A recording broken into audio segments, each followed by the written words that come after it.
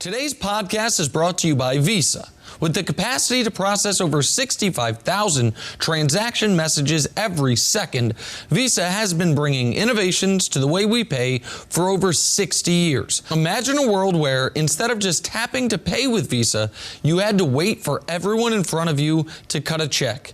Everywhere you went. Imagine how much fun it'd be trying to track down your cousin in Milwaukee for league dues. That's why Visa's vision is to be the best way to pay and be paid everywhere so you won't have to. Whatever your goals are, Visa makes paying fast and easy. The only thing left to figure out is, where would you like to be? Visa, everywhere you want to be.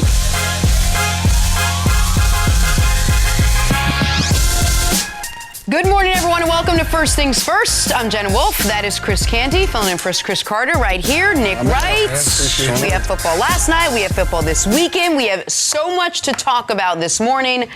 The Baltimore Ravens are not worried about the Patriots' top-ranked defense, or so they say. Carson Wentz isn't scared of Khalil Mack, but the 49ers did strike some fear in Arizona last night. That's where we start this morning. Jimmy G and the Niners taking on the Cardinals. So for weeks now, the story in San Francisco has been about how good this Niners defense is. Guess who got tired of that narrative? Jimmy Garoppolo. Garoppolo put together his best game of the season, 28 for 37, 317 yards, 4 touchdowns. Niners get the win 28-25. They improve to a very perfect 8-0 on the season. Here's Jimmy G after the win. 8-0 is not going to get you anything, but it's a good start. And so we'll, take the weekend to heal up, get some guys back, like you said, and make a run at this thing. I think we got a good group here. And so we got a long way to go, but we're on the right track. Chris Canty, yesterday you sat in that seat right there, and I said, hey, listen, we're talking so much about the 49ers. We never even mentioned Jimmy Garoppolo. What gives? Well, last night, Jimmy Garoppolo heard probably everyone talking about how he perhaps didn't have a hand in the success of the Niners so far. How good are the Niners if Jimmy Garoppolo plays as well as he played last night? Well, if he does what he did last night on a consistent basis, the 49ers are not only a team that's going to get to the postseason, but that's a team that can win some playoff games. I mean, he threw for a career-high 4 touchdown passes, was incredibly efficient last night. Best game of the season. Best game of the season. I mean, the 49ers offensively, after those first 2 drives, they got it going. They reeled off 3 straight touchdown drives to end the half. Got an assist from Cliff Kingsbury at the end of that, calling the timeout right there at the goal line on 4th and goal, and then they ended up getting stopped, and then they get another opportunity, and they punch it in. But, I mean, Jimmy Garoppolo was outstanding last night, and then you saw why John Lynch traded for Emmanuel Sanders, because he was otherworldly last night in his performance. Being able to go for over 100 yards receiving on 7 catches. I thought Shanahan did a great job in terms of his overall creativity and where he put Emmanuel Sanders, whether it was lining him up in stacks and bunches or putting him in the slot. He realized that Patrick Peterson was shadowing him in man coverage, and when you have a wide receiver in the slot, man-to-man, he's virtually impossible to guard because he's got a 3-way go. But overall, this 49ers offense is going to be really explosive if Jimmy Garoppolo plays the way that he did, and then you get the production from Emmanuel Sanders and George Kittle. And if people wanted to, prior to last night's game, make an excuse or at least an explanation for Jimmy Garoppolo's rather pedestrian, if not below average stats, it would be, well, who are his weapons? Aside from George Kittle, who is an extraordinary tight end, I think most people believe one of the 2 best tight ends in football, he didn't have a reliable wide receiver. He appears to now have that in Emmanuel Sanders, and you saw the instant impact. He made a bigger impact yesterday than I thought he would make right out of the gate with a brand new team and a new offense, even if some of the principles are something he's used to.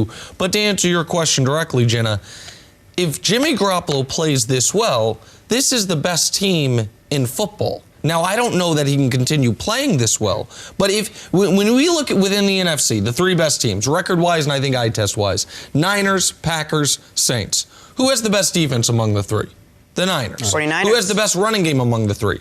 The 49ers. The question is, how much worse is the Niners passing game than one with Drew Brees and one with Aaron Rodgers? And up until last night, the answer was a hell of a lot worse. So much worse that people were concerned, are the Niners going to follow a script that we're very familiar with, which is the great defense, limited quarterback, very good regular season, flame out in the playoff script. That was the script of the Chicago Bears last year. One could argue that was the script of the Jacksonville Jaguars Jaguars a couple years ago. It was certainly the script of the Vikings in 2015 and damn near every Cincinnati Bengal playoff team that we'd seen during the Andy Dalton, Marvin Lewis era. But is it that the offense isn't good enough, or is it that the jury's sort of still out on this quarterback? We just don't know how, because he hasn't really been tested, and the defense has really won their games. Well, the defense and the running game. The offense, it's not that the offense, this wasn't the 2000 Ravens where you questioned all parts of their offense. This was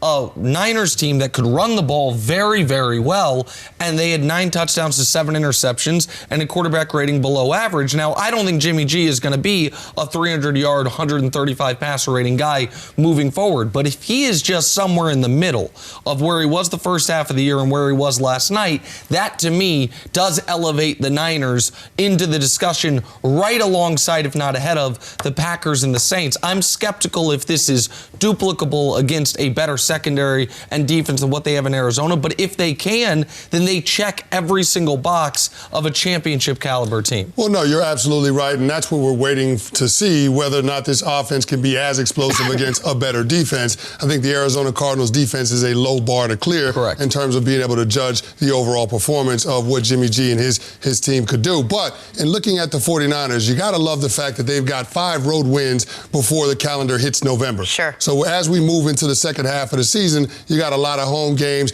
I think they've got a 3-game homestand coming up with the Seahawks, Cardinals again, and then I think they have the Packers. So, this is a situation where it sets up pretty good for the 49ers. They've taken care of their business up until this point. Now they're starting to be in the conversation for teams that could potentially have a first-round bye when we get to January.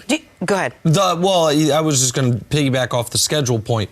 We are going to get the answer to this question before the playoffs begin. They have 4 of their final 8 games are against, if everyone agrees, the 4 best teams in the NFC in some order or another are Niners and then Saints, Packers, Seahawks. Half of their remaining games are against the Saints, Packers, Seahawks. So we will be able to find out how good they are against better defenses, against the types of teams they will face in the postseason. But up to last night, the only question mark to me, because we haven't even talked about Kyle Shanahan and what a brilliant offensive mind he continues to prove to be, the only question was, how good is their passing game going to be? And last night it was exceptional. So as we sit here November 1st, are the San Francisco 49ers the best team in the NFC? I'm still not ready to crown them as the best team in the NFC just because I trust what I've seen from the Saints and the Packers, but that's in part because I know what their quarterbacks are going to be. So this is all about quarterback from a play. week in, week out basis. Now, here's the other part about this. That 49ers defense didn't bring their A game last night. Now, I know it's a short week against a division opponent, but they came out and got punched in the mouth by that Cardinals offense on the first possession. And then you saw in the second half, Cliff Kingsbury used a little bit of tempo, standardized the defensive looks, didn't allow those guys to substitute and go to those exotic blitz packages, and that 49ers defense was reeling a little bit. So it'll be interesting to see whether or not teams around the NFL, other offenses, try to employ that strategy going up against that group, because that's one of the better front sevens, if not the best front seven in all of football. But I do find it really interesting to see the continued progression of Emmanuel Sanders and what he adds to this offense. In his whole season in Denver, which was 5 games, he had 14 catches, 180 yards. In 2 games in 5 days with San Francisco, he's got 11 catches for $140. Like, he looks. And there's a little Kyle Shanahan in that too. 100%. But it's also no matter where you slot Jimmy Garoppolo, he's a hell of a lot better than the quarterback they had thrown to him in Denver and Joe Flacco. And for Emmanuel Sanders, for the first time since he had Peyton Manning throwing him the football, he has a legitimate NFL quarterback throwing him the football, and you're seeing him get back to, much quicker than I thought he could, the form of Emmanuel Sanders we're used to seeing. The marquee matchup of the weekend, Ravens and Patriots. New England's defense has carried them to an 8-0 start, but they haven't faced a force yet this season, quite like MVP candidate Lamar Jackson. Pats lead the NFL in scoring defense. Ravens have the NFL's highest scoring offense. And tight end Nick Boyle proudly boasts they haven't seen anyone like our offense. Candy, will the Ravens hand the Patriots their first loss of the season? Well, I picked the Ravens to be able to win this game, and that's because John Harbaugh is really, really good after bye weeks. He's got a 9-2 record after bye weeks, and one of those losses came in 2015 when the Ravens set a franchise record for number of players on IR. So I expect them to have a few new wrinkles that they haven't shown on tape thus far through this point in the season. But to Nick Boyle's comments, he's absolutely right. The Pats defense hasn't seen an offense like what the Baltimore Ravens have, but that's because they haven't seen a quarterback like Lamar Jackson. He's the first quarterback in NFL history to have 1,600-plus yards passing and 500-plus yards rushing through the first 7 games of the season. And so the way that the Ravens use him, not only in the run game, but what they do in terms of the passing game, being able to get him out on the perimeter and put pressure on the defense with the run-pass options that he has, that to me is what's going to be the challenge for that Patriots defense. The one thing I'll say about the Pats defense is we know that they're on a historic pace, but the one place that they can get got is in the run game because they're giving up 4.6 yards per attempt, which is 21st in the National Football League. So I look for the Ravens to feature a heavy dose of that run game, whether it's Lamar Jackson, Mark Ingram, Gus Edwards. This is going to be one of those fist fight in the phone booth type of games. And the Ravens, I like their chances in that type of matchup. And the run defense is actually even worse than what you just described when you say 21st in the league over the course of the season. Since week 4, so for take away weeks 1 through 3, they're giving up 5.7 per carry, which is 32nd in the NFL out of 32 teams. Why has the bad run defense not hurt the Patriots in any way whatsoever? Because you're playing with such a lead so consistently. It's been so impossible to pass on this team. Teams are forced to pass. They can't pass. They turn the ball over. They give short fields. All of a sudden, you're down 17 points. Even in that Browns game, on the second of the 3 consecutive turnovers, that happened on a 60-yard Nick Chubb run right up the middle where he gashes the defense. I think it's caught from behind, fumbles the ball, and obviously that turns into a huge negative for Cleveland after it otherwise would have been the sign of what they could do. Throughout that football game, Nick Chubb was having success running the football. I also think the Patriots are going to lose this weekend, Jenna, and I think that we talk about football being in 3 phases: offense, defense, and special teams. Pats have played 8 games. If you were to rank their previous 8 opponents and include the Ravens, so 9 available options, the very best offense of the 9 that they would have faced is Baltimore. The very best special teams of the 9 that they would have faced is Baltimore, and the second best defense that they would have faced is Baltimore. I think Buffalo has a better defense. And maybe the very best quarterback, if you take Baker out of it. No. Right now, there's no maybe about it. Yeah. People would say, what about Ben Roethlisberger in week 1? But he was probably already hurt. Well, yeah, I mean, if his elbow was, it's 17 passes later, he's gonna suffer that major injury. Right. Then how healthy was Could he have been in that game in week 1? And that Steelers offense was its first game with no AB, dealing with all the transition. So no, this is, and for a while, Baltimore's, all their gaudy offensive numbers were being buttressed enormously by the 59-point explosion week 1. The Miami game. But now you've played half a season. So every extra game you play, the less impact one outlier game has. So I don't look at Baltimore as the best offense in football, but they have shown that they are clearly a top 10 offense, and the Patriots have been playing nothing but bottom 10 offenses all year. When Bill Belichick sits down to start game planning against Lamar Jackson, is there more of a focus on his arm or on his legs come Sunday? Well, I think you have to focus on his legs because the Baltimore Ravens want to be a run-first outfit. And when you look at what John Harbaugh and their offensive coordinator, Greg Roman, are trying to do, they want to change the math in the run game going up against that Patriots front 7. What I mean by that is this. In any defense, you can't account for the quarterback as a runner. So if your quarterback is going to be the ball carrier, then the tailback actually becomes an extra blocker, and that's exactly what the Ravens do. So when you have a situation where Mark Ingram is in the backfield and they're running that power roll play, Lamar Jackson is the runner in that situation, and so you've got an extra blocker, so there isn't that unblocked defender that's there to make the tackle at the point of attack. So that's what makes it difficult to be able to defend. And the Baltimore Ravens, listen, they're getting healthy at the right time. Coming off of the bye week, they're expecting to have Jimmy Smith back, Patrick Owansor, their inside linebacker, but most importantly, in my opinion, Hollywood Brown, who's the guy that's on the outside of that offense, out there on the edge, outside the numbers, who can stretch the field. So that's going to create a lot more room underneath for all of those other receivers, but also for Lamar Jackson, Mark Ingram in that run game. I also want to ask you a question defensively, because I think people say when you play a running quarterback, you keep a spy on him. Man, I watched Bobby Wagner, who might be the best inside linebacker in the entire NFL. I think he's a future Hall of Famer.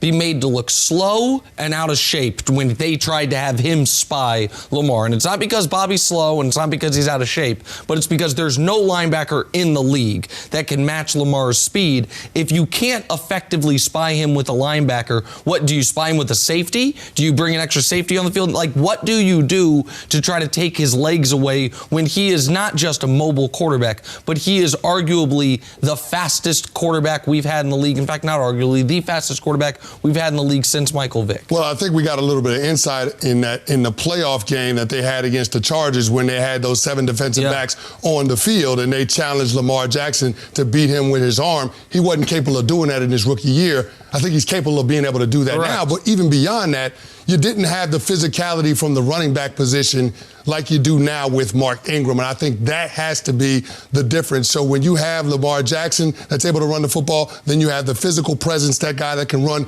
in between the tackles, and Mark Ingram, it makes it tough from a personnel groupings perspective to match up well against that Ravens offense. So listen, this is going to be a tough challenge for Bill Belichick. I don't think there are any easy answers. Typically, teams don't feature their quarterback as a running back because they don't want their quarterback being hit. But Lamar Jackson has this uncanny ability to be able to get down before he takes hard contact. He doesn't get square shots. He gets his shoulder sideways. You don't see him getting lit up a lot, given how often he runs. Listen, this next 6 weeks where there's 5 games, we're going to really find out how. We know the Patriots are really good. The numbers and the records say they're the best team in football by a wide margin. I don't believe that to be true. We're going to find out over the next 5 games. Baltimore, Philly, Dallas, Houston, they'll get tested. Kansas City. You've got 5 legitimate playoff caliber teams that's going to be playing them with 5 legitimate above average, if not excellent quarterbacks. We'll find out who the Patriots really are. And both of you have the Ravens winning this game. Yes. Correct. Let's move on to the Browns now. Besides storming out of a press conference and sending out some fiery tweets, Baker Mayfield's had a relatively quiet week. Cleveland, though, trying to end their 3-game losing skid, with Baker taking his league-high 12 interceptions to Mile High and must win against the lowly Broncos.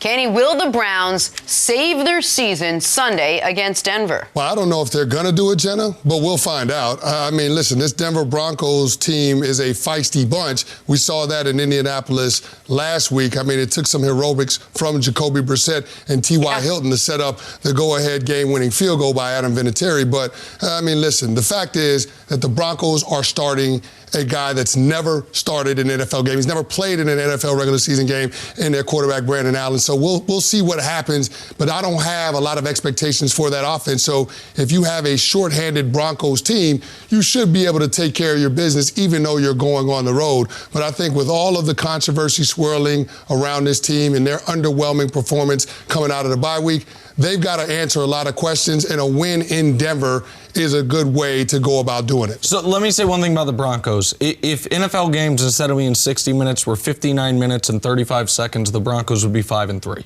They've had 3 games where they had a lead under 30 seconds and lost on the field goal at the gun or right near the gun. That happened to him again last week. Poor Vic Fangio has waited 40 years to be a head coach to only see these types of heartbreaking losses with the first half of the season. I say that to say this. They're not a terrible football team. No. And Brandon Allen, we know nothing about him. I'm pretty confident he's not going to be way worse than Joe Flacco just because I've seen Joe Flacco the last 6 years play quarterback in this league. So with all that said, the Browns cannot save their season with a win here. But if they lose, it is a 2-alarm fire turns into a 3-alarm, 5-alarm fire. You're bringing in units from all over the city, try to put it out, and you're not going to. The house will burn down. Baker is already clearly on the brink. And not the brink of his career, but the brink of this season not being salvageable. They're going to Odell Beckham for advice. And I consider Odell a friend, but I don't know that you bring him in to be the sage veteran to tell people how to calm a situation. But they got nobody else. We joke with you that you sometimes pretend you don't know what day it is. I really don't think Freddie Kitchens sometimes doesn't know what day it is. And if you lose to the Broncos about when you have the loss to the Patriots still stinging on Tuesday the way we know it was because Baker flipped out the way he did totally irrationally, and you have your quarterback who seems to not be ready to say, how much of this is on me? How much of this is a me problem? And where we've been talking about it, we know the Browns been saying it, even if they won't publicly say it. They know what their schedule is. They know, they in Cleveland believe, man, the first half of the season went poorly, but we're going to be fine because we got 2 against Cincy, we got 2 against Pittsburgh, we got Miami. We're going to start reeling off wins. Well, if you can't beat the Broncos, no, you're not going to start reeling off wins. So it's not that a win saves their season. It's that a loss officially ends it, and you're talking worst case scenario through the first 8 games of the year. It's not just that you have a guy like Baker Mayfield who happens to be extremely talented, whatever's going on this season. But you have a whole team full of skilled players who individually, we all said, are very, very talented, good football players. Somehow when they were brought together, they couldn't make it work. If it's chemistry, if it's, leadership, if it's coaching, which brings us to Freddie Kitchens. Is Freddie Kitchens' job on the line now? Especially what we've seen as he heads into this Denver game? Well, Freddie Kitchens hasn't shown us anything that would lead us to believe that he's capable of being a good NFL head coach. I mean, you are what your record says you are. They're a 2-5 football team, and they're undisciplined, and I think that falls at the feet of the head coach. I mean, they've already got 70 penalties on the season. They're on pace for 160. That would be, I think, 11 shy of the Oakland Raiders in 2011, who set the NFL record for penalties. So that speaks to the institutional control of your head coach. And then you hear the sound bites that are coming out of that locker room, Baker Mayfield and others, and players taking this us against the world mentality.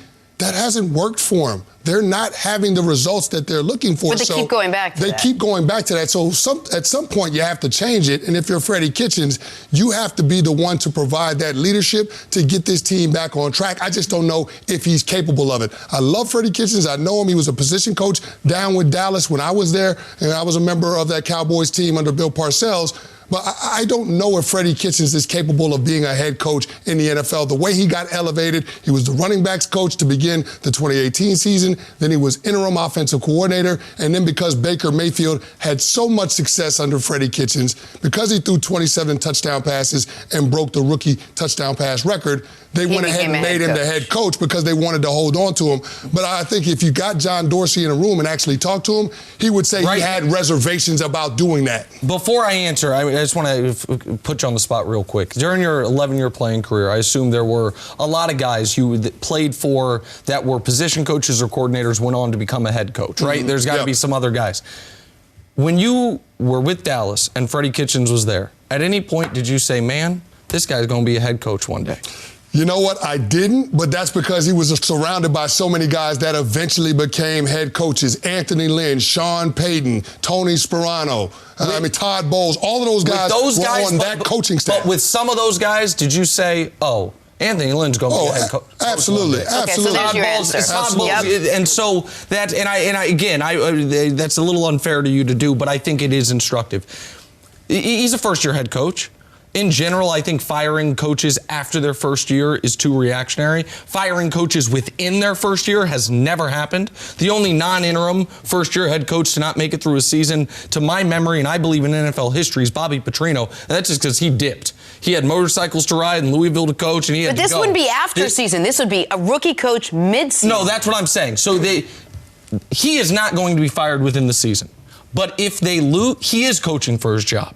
Because if they lose, this season is over and he's not back next year. The only way he gets back next year is if they claw their way to at least 8 wins, if not 9. If they lose to Denver, then all of a sudden 4-12, 5-11 becomes a possibility, and then he's fired, just doesn't know it yet. Like, you can put him in the same box Dan Quinn's in right now, which is like, I mean, I'm gonna keep showing up to work as long as I'm allowed to, but I know I ain't gonna be showing up next year. And then they'll bring Hugh Jackson back. No, they'll never do. No. When Kevin Durant and Draymond Green had an on-court altercation back in November during a Warriors loss to the Clippers, many just sort of filed it under teammates butting heads. But KD says that argument carried more weight than most people know, and that it definitely played a role in his decision to leave the Warriors and ultimately land with the Nets. All right, Nick, this is really interesting. What do you make of all this, especially now that we know how this narrative played itself out? Well, I'm glad Kevin Durant's being honest, finally. I mean, he says played a bigger role than most people knew. Man, there are some of us, and I understand right now, sports or otherwise, it's very in vogue to say the media is awful, the media is fake news, the media is the worst of everything. Sometimes we know things. And I'm not one that tries to defend the media, but sometimes we didn't all just get together and say, hey guys, let's start a conspiracy theory about Kevin Durant, about his displeasure in Golden State, about his rift with Draymond, and let's just pick a city, New York City. We were right on all of it. Now, I will admit, I had the team in New York City wrong, as a lot of people did, but we had been telling you ever since this argument that a relationship, this was a marriage that was already on the rocks, and then all of a sudden you check the phone and it's like, you've been texting with who? Okay, no, it's over. And we knew it was over. Now, I applaud KD for being honest about it. And it's tough to kill Draymond too much for two reasons. One is Draymond always been this guy.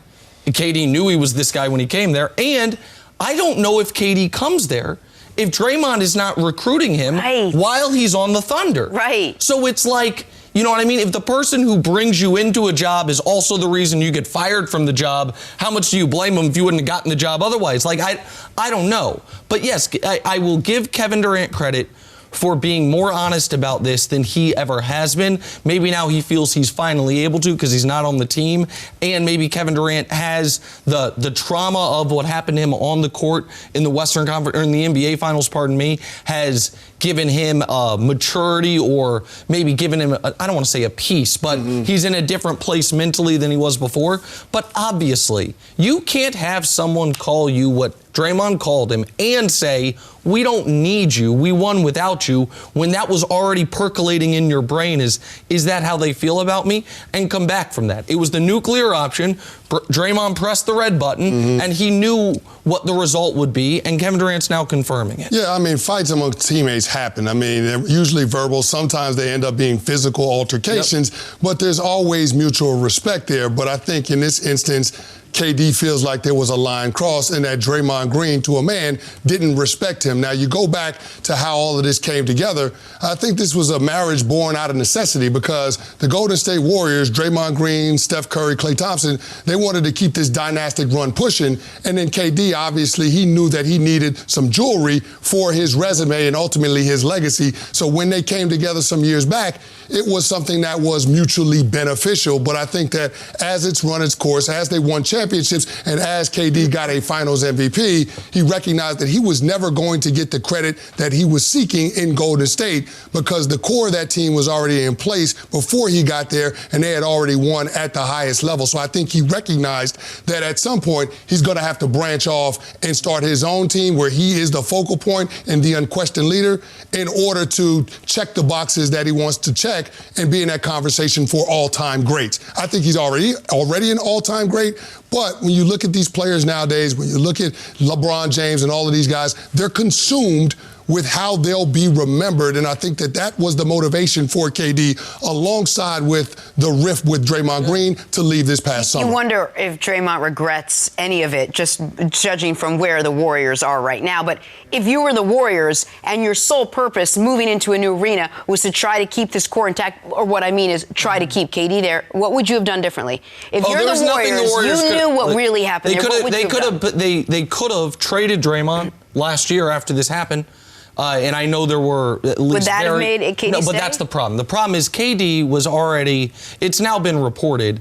KD, Kyrie, and DeAndre Jordan on a luxury ship during the 2016 Rio Olympics all got together and said, it'd be really fun if we could play together one day. Not shockingly, a few weeks later, Kyrie, who a few weeks prior had talked about being so excited about extending his run with LeBron, he not only demands a trade, but says, I'll have knee surgery if you don't trade me. He is working his way out. Kevin Durant that summer decides to go with the Golden State Warriors, and then they all had their eyes on playing together in New York, one of the teams in New York, at some point in the future. Kevin Durant, I'm not the first person to say this, so it's not my take, but I think it's the correct take. He's a seeker. He's looking for what's next and looking for a level of fulfillment that he thought the championship would bring him.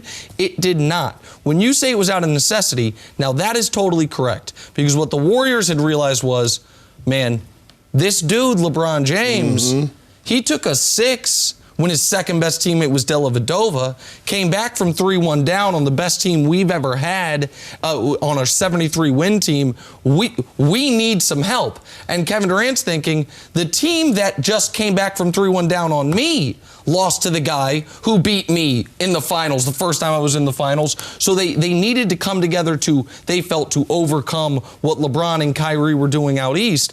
But it was always a shotgun marriage. And it was always, and people are going to kill Draymond. I know, Candy, the narrative's going to be, how many championships Draymond cost him? Because people think they wouldn't have lost in 2016 if Draymond doesn't punch at LeBron and get suspended. I think they would have anyway, but regardless. And now you lose Kevin Durant and the team's a mess. Okay, but Draymond is the one that was recruiting Kevin Durant during the season. Draymond is the one that was tears in his eyes in the parking lot after they had lost to the Cavs, said, KD, we need you. If Draymond hadn't been all in on that, KD doesn't go there to begin with. So how much did he cost you? How much did he help you win? Those to me are part and parcel with the same conversation. And here's the thing. It was a point of contention because from Draymond Green and the rest of those Golden State Warriors, they couldn't understand why Kevin Durant would leave a perfect basketball situation to go somewhere else. I mean, it's already a historically great team. Why would you leave that? The only reason that you would be for individual recognition. Yes. It wouldn't be for team goals. And I think that was the frustration from Draymond Green, who's the ultimate team player. KD wants to be one of the greatest players ever. Right now, he's considered the third best player of his own era. LeBron, Steph, Durant. That's tough. Yep. Back here on First Things First, we are now joined by former All-Pro running back Brian Westbrook. Good morning, Brian. Good morning. Good morning. Great to see you. What's up, Brian, we're talking about... Come on now. Get right now. Come on, man. Come on now. What just happened? No, He has the biggest hands I've ever. Little misstep right there. It's all right. We got a bunch of segments with you guys. He went aggressive. He went a little bit too aggressive. I'm so glad that You're here for 5 segments. We have 5 more chances for you to get that right. That's on Kenny, man. The guy with the... You see how it feels to have an awkward open? The bigger guy, it's on him to make sure the connection's not missed. Sense. Everybody knows the rules of DAP, Kenny. Except I don't know the rules of DAP. Brian, big weekend for the Philadelphia Eagles, a team that seems lost so far this season. Carson Wentz still searching for an identity for his 4-4 team, and the search won't get any easier against Khalil Mack and the Chicago Bears and that defense. But Wentz said the Eagles offense isn't, quote, afraid of former Defensive Player of the Year Khalil Mack. So, Brian, who's got the edge in this matchup? You know, when I think about the game, I have to start on the defensive side of the ball for the Eagles. And, you know, they've gotten much more healthy. Fletcher Cox is getting healthy. Brandon Graham continues to play well. But more importantly, in their secondary, they got 2 of the starters back, Ronald Darby and Jalen Mills. And getting those 2 guys back is going to help this defense tremendously. And, again, you're facing Mitchell Trubisky, 5 touchdowns on the season. They have problems scoring the football in Chicago. And so when I look at the Eagles' defense, I give them the edge. But then you have to flip it over to the offensive side of the ball for the Eagles. And the big question, how do you slow down Khalil Mack? And there's a couple of different ways, and I would certainly want to run it by you. To slow down edge rushers, you run away from them, you double team them, or how about you just run the football? And that's something that the Eagles did a bunch last week, 41 times against the Buffalo Bills, and they were very successful with it with Miles Sanders. They were very successful with Jordan Howard. And so I think they should just try to do that. When you face a Bears defense that's going to get after the quarterback, run the football, the other thing you have to think about this Bears defense is simple. 2 of the last 3 games, they've given up over 150 yards rushing. They've given up over 150 yards rushing, which to me sounds kind of crazy when you're talking about one of the better defenses in the league. That's something that the Philadelphia Eagles can take advantage of. I think that's where they face, and that's where they start at offensively. Well, the Eagles had a lot of success up in Buffalo running the football against a pretty good Buffalo front seven. So if they can continue to do that, I think that has to be their identity if they're going to have success on the offensive side of the ball and as a team, keep away from the opposing offense and then being able to move the ball methodically down the field. But if you're going to do that, you can't have a lot of negative plays. And that's the one thing that concerns me about this Philadelphia Eagles team. Don't turn the football over. No negatives in terms of tackles for losses or sacks on your quarterback. That's the area that they've got to make sure that they take care of going up against the Chicago Bears team, because the only real path to victory for the Bears is if their defense is able to steal extra possessions and create short fields for Mitch Trubisky. You learned all you needed to know about how the Bears feel about their quarterback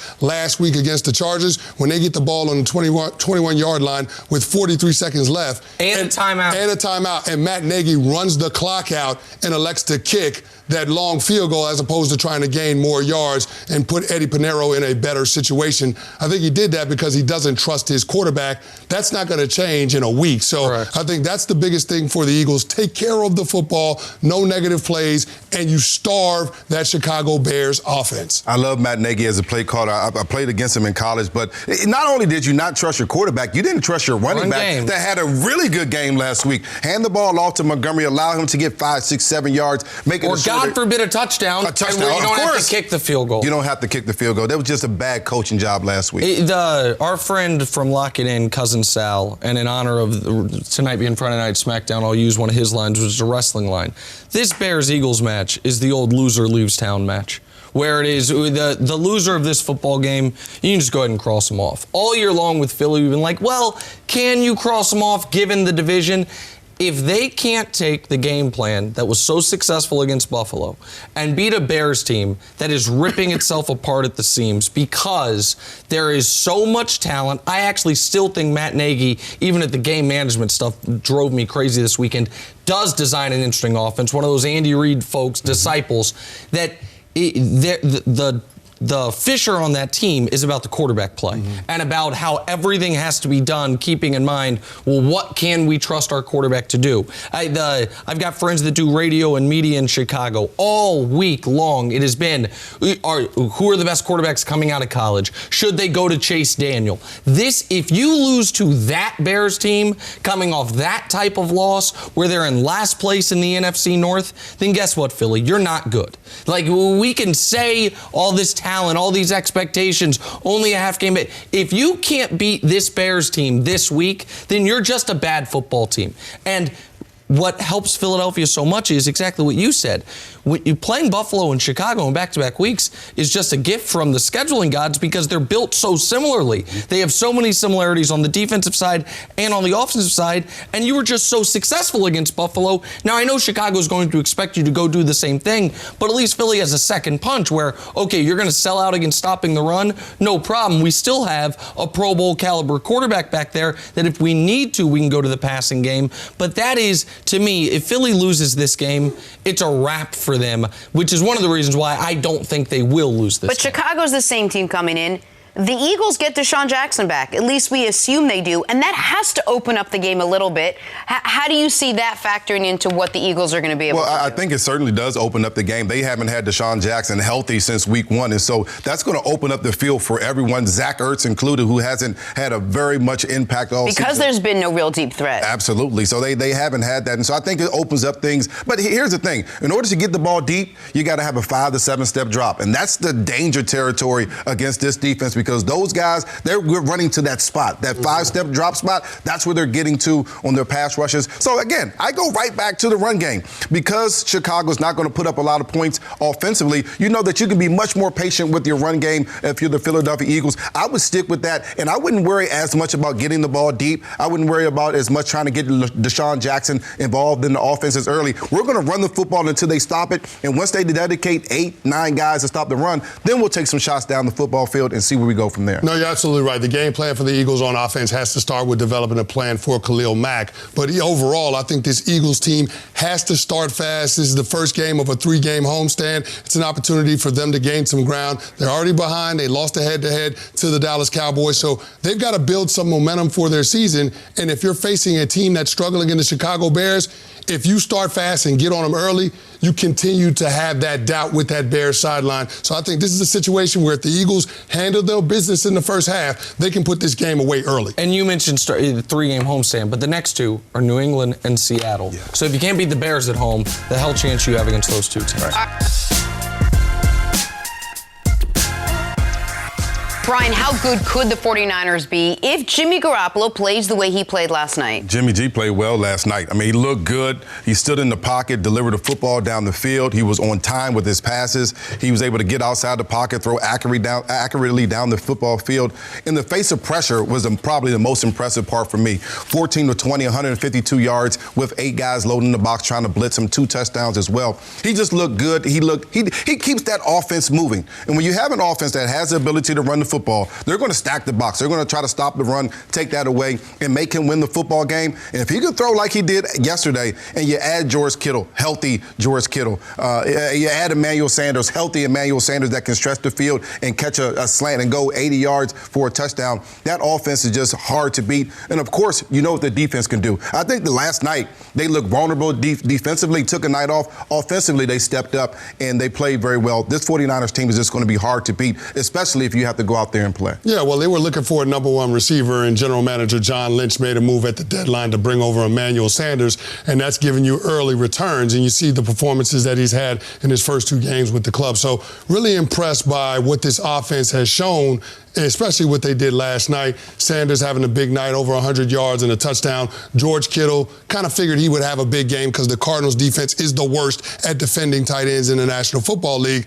But I just think that you saw a performance last night from the trigger man, Jimmy Garoppolo, that has to make you feel good. And if you're a Niners fan or a player in that locker room, you're confident about what this team is capable of accomplishing. Because as we move into the second half, there is going to be a step up in class in terms of the competition that you're going to be facing. But if your quarterback plays like that, I mean, Jimmy G was lights out last night, but especially in situational football, on third downs, he was 12 of 14 passing, 3 touchdowns, no picks, and 159 yards. If your quarterback can execute in the critical phases of the game, when the pressure is at its highest, you have to feel good about that when you get to those closely contested games late in the season, December, going on into the playoffs. So you mentioned something that's kind of a hidden stat there. You said on 4th downs he was 12 of 14 passing. Third. So I'm sorry, third downs. Pardon me. Of course, yeah, that would be an odd number of 4th down attempts to go for in a game. Yeah. But they had 17 third down attempts. They converted 11 of them. The reason I bring that up is the only way you're getting that many third down attempts is A, if you're consistently moving the sticks, and B, if you're consistently in third and very manageable. Mm-hmm. People say third down's the most important down in football. Well, yeah, because it's the do or die down typically, but you want to avoid it. Like the smarter football minds are continuing to realize the goal is not to get in third and manageable, it's to avoid it altogether. But the Niners were in third and short so often, they were able to consistently convert. To your question, Jenna, about how good are they if Jimmy G plays this way, well, if he plays anything close to this, they check every single box. We all believe in Kyle Shanahan as a coach. Yep. I do. Yep. We all agree they have an elite defense, even if they didn't show it last night. They have an elite running game, even if they didn't have to lean on it last night. The question has been the pass catchers other than Kittle. Emmanuel Sanders now is starting to answer that question. And the quarterback play. The only asterisk we'll put on it is the Arizona Cardinals this year are 29th in the NFL in points allowed, 29th in the NFL in yards allowed, 29th in the NFL in passing defense. So you are playing across the board a bottom 4 defense, and that led to some of the success. But we're going to get to find out with this team. They got 8 games left. 4 of them are against Seattle, New Orleans, and Green Bay. The other 3 teams that are right there in the top 4 in the conference, the 2 teams they'll be competing with for a bye, in Seattle, the team they'll be competing with for the division. So we will get to find out, but this was a great moment for Jimmy Garoppolo, and if you're a Niner fan, it's the first time all year you feel like, we might be a complete team, which was the question. But maybe Kyle Shanahan knew where the weakness on offense was and said, well, defense ranked 29th in the passing. Like, this is where we could make Jimmy Garoppolo feel confident. This is where Jimmy Garoppolo can go out there and say, well, it's not just the defense that's winning games for us. I have a hand in this as well, which is what you're going to need if you're going to start making a playoff push. How much does a game like this help your quarterback, regardless of who the opposition is? Well, I think you should have a lot of confidence. If you're Jimmy G, you're behind an offensive line that does a pretty good job protecting you, but you have a run game. So now defenses are saying, we're going to put 7, 8 guys in the box, and now you're throwing against man-to-man on the outside. You have one of the faster receivers in the league, Emmanuel Sanders. And when you look at George Kittle, he's one of the fastest tight ends and the most physical tight ends in the NFL right now, if not the fastest or most physical tight end. He's a guy that can get open in any situation. And so in these situations, this makes it easy for your quarterback. These are easy. Those are 7-on-7 throws right there. You're talking about a guy that's wide open, no pressure in your face. These are easy throws for any quarterback in the NFL. He did a great job yesterday of it, but a lot of that has to do with the run game. That run game sets a tone for this team. You know, when you have that, it makes it easy on your quarterback. And you mentioned the offensive line. The offensive line is still not whole yet. You're going to get Joe Staley back from the broken fibula and then Mike McGlinchey at some point. So the run game and the pass protection, that's only going to continue to improve as they get healthier. And they're going to get Kyle Juszczyk back at some point, who might be the best fullback in football. That'll also help as far as their running game, and you could argue their pass protection if he's in there on a passing down. And when they get Jerry Rice back, it's going to be really great. You're going to be so great. Roger Craig and Ronnie Lott, too. Brian Westbrook, will the Browns save their season on Sunday? You know, Could they also lose their season on Sunday? They certainly could. I mean, this is their last chance. I think that, you know, you're playing against a football team in the Broncos that's getting a brand new quarterback in Brandon Allen, so you have a little bit of an advantage there. But it's really for the Browns. It's always been about the Browns. It's about how do you manage your expectations, how do you get ready for a football game, and can you get better week to week? And in the NFL, if you don't get better from week to week, then you're just going to be an average football team at the end of the day. And the Browns are below average. And so when you look at this team, first thing, discipline. Are they a disciplined football team? Absolutely not. They have 24 pre-snap penalties. That's just hard to do. That's 5th most in the NFL, 24 pre-snap penalties. First game of the season, 18 penalties. Last week against the Patriots, 13 penalties. So they're continuing to do the same thing over and over and over again, and they're not getting better. All 3 of those things, that's what get head coaches fired. So they have to find a better way to do it. Again, they have the ability to run the football. Don't put as much pressure on your quarterback. That's what I would be aiming to do. But at some point, you're going to have to throw the football down the field. That means Baker Mayfield is going to have to throw the ball to the guys in his jersey, not the opposing jersey. He leads the league in interceptions, not doing a very good job of taking care of the ball. Yeah, the pre-snap penalties and the turnovers, those are all focus issues, and that's something as a head coach, either you're coaching it that way or you're allowing it to happen. Either way, the results are it's going to be hard to win football games when you're doing that. I mean, if you're going to try to win games, you have to first do the things to avoid losing football games, and the Browns just have not been able to get out of their own way. And so looking at this matchup, I mean, the Cleveland Browns better be careful here. Like, it's easy to get up after a bye week knowing that you're going to play an undefeated Patriots team in Foxborough. But to have the attention to detail and the focus during the preparation to go play a 2-6 Denver Broncos team, it might not be as crispy, might not be as sharp. And this Denver Broncos team has had a lot of clubs on the ropes. It's just things late in games don't typically go their way. But the Denver Broncos are a sack safety by Von Miller away from getting a win in Indy. And I think we would all agree the Indianapolis Colts are a pretty good football team. Or just a missed Adam Vinatieri field goal. That's right. Exactly. Vinatieri's got to kick a field goal at the gun from 50-plus, or the Broncos win that game. Exactly. So, I mean, the Cleveland Browns have to be careful with this one because, Nick, you said this earlier, they can't save their season with this win, but if they lose this game on Sunday, their season is over. Right. That's exactly correct. There is no way to save it this week, but it can die this week. Because we need to talk about what they've done the last month. Because week 4, they beat Baltimore. And it's like, okay, Baltimore had just lost to Kansas City. They lose to Cleveland, and it's like, oh, all right. So we're tied for first in the division. In fact, they were in first in the division because of the tiebreaker. What have they done since then? They go to San Francisco on national television and get annihilated, embarrassed in that football game. They play Seattle and blow a 2-score lead, and then when they have a chance to come back and salvage the game, Baker throws a pick on that final drive. They then have a week to prepare because they have a bye week for New England. How does that game start? Here's the first 4 drives. 3 and out, turnover, turnover, turnover. You mentioned earlier when we were talking about Baltimore, John Harbaugh's record after the bye. Andy Reid famously has an outstanding record after the bye. Bill Belichick's got a great record under all circumstances, but particularly after the bye. The best coaches have their teams extra prepared. Sean McVay, when he has extra time, whether it be a Thursday night game, beginning of a season, after a bye, going into this year, the only game he had lost in those circumstances were against Bill Belichick actually going. The best coaches in football get you ready to go. The Browns played, I thought, actually pretty well in that football game, except for the first quarter where they lost the football game. So now you play Denver, a team who is right now got to feel as sick about where they are as anybody in football, because they're 2-6, but they are 3 field goals in the final 30 seconds of games away from being 5-3, away from being tied with the Chiefs for first place in the AFC West.